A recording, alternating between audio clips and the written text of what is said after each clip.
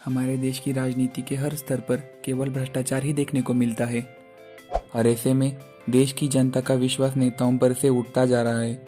भारत के कई नेताओं की छवि जनता में कुछ ऐसी खास नहीं है। वही जनता लगभग हर नेता को भ्रष्ट नेता के रूप में देखती है, जो कि गलत है, क्योंकि अभी भी भारत की राजनीति में कुछ ऐसे गिने चुने राजनेता मौजूद हैं जिनकी छवि एकदम साफ है। इन्हीं साफ छवि वाले नेताओं में से एक मनोहर पर्रिकर जी के बारे में हम इस वीडियो में जानने की कोशिश करेंगे, जिन्हें उनके द्वारा किए गए कार्य और उनकी ईमानदारी के लिए जाना जाता था। एक छोटे से राज्य से अपनी राजनीति का सफर शुरू करने वाले पर्रिकर ने अपनी मेहनत के दम पर आज अपना एक बड़ा नाम बनाया है। मनोहर जी का नाता भारत के गोवा राज्य से है और इनका जन्म इसी राज्य के मापुसा गांव में सन 1955 में हुआ था। वही इस राज्य के लोयोला हाई स्कूल से इन्होंने अपनी शिक्षा हासिल की थी। अपनी 12वीं की पढ़ाई के खत्म करने के बाद उन्होंने मुंबई के भारतीय प्रौद्योगिक संस्थान में दाखिला लिया था और यहाँ से उन्होंने अपनी इंजीनियरिंग की पढ़ाई पूरी की थी।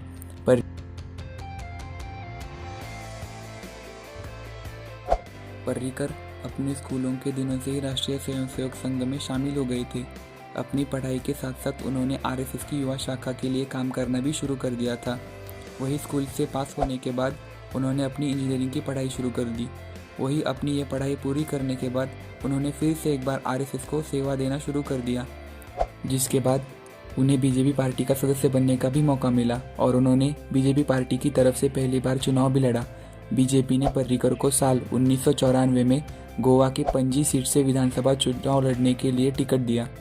वही पर्रिकर को इस चुनाव में जीत मिली, लेकिन बीजेपी इन चुनाव में कुछ खास नहीं कर पाया। इसकी वजह से पर्रिकर जी ने गोवा की विधानसभा में विपक्ष नेता की भूमिका निभाई। साल 2000 में गोवा में हुई विधानसभा चुनाव में बीजेपी पार्टी को लोगों का साथ मिला और बीजेपी को गोवा की सत्ता में आने का मौका भी मिला। वही सत्ता में आते ही बीजेपी ने अपने पार्टी के मुख्यमंत्री के तौर पर पर्रिकर जी को चुना।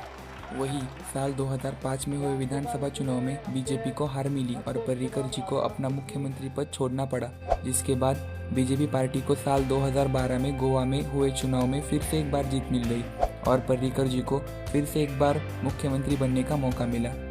वही 2014 में हुए लोकसभा चुनाव में बीजेपी पार्टी को जीत मिली और पार्टी केंद्र में अपनी सरकार बनाने में कामयाब हुई। वही जब देश के रक्षा मंत्री को चुनने की बारी आई तो बीजेपी ने अपनी पहली पसंद मनोहर पर्रिकर जी को दी और उसके बाद वो देश के रक्षा मंत्री बने। इतनी सफलता मिलने के बावजूद भी उनका रहन सहन बिल्कुल एक साधारण व्यक्ति की तरह था। जब वो गोवा के मुख्यमंत्री बने उसके बाद भी उनके रहन सहन में जरा सा भी बदलाव नहीं हुआ। कहा जाता है कि वो अपने राज्य गोवा की विधानसभा खुद स्कूटर चलाकर जाया करते थे। इतना ही नहीं, उन्होंने मुख्यमंत्री बनने के बाद अपने घर को नहीं छोड़ा और सरकार द्वारा दिए गए घर में नहीं रहे। पर्रिकर जी को उनके कॉलेज यानी आईआईटी मुंबई द्वारा सम्मानित किया जा चुका है। उन्हें उनके कॉलेज द्वारा ये सम्मान साल 2001 में दिया गया था। इतना ही नहीं, साफ छवि वाले इस नेता को CNN IBN ने भी राजनीति श्रेणी में पुरस्कार दिया था।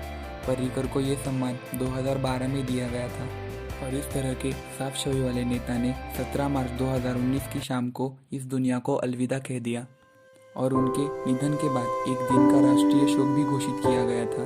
इस तरह के साफ छवि वाले नेता हमारे भारत देश को मिलते रहे, यही दुआ करते हैं। आपको ये वीडियो कैसा लगा ये हमें कमेंट बॉक्स में ज़रूर बताइए। कृपया इस वीडियो को लाइक करें, शेयर करें और चैनल को सब्सक्राइब करें। आपका बहुमूल्य समय देने के लिए बहुत बहुत धन्यवाद।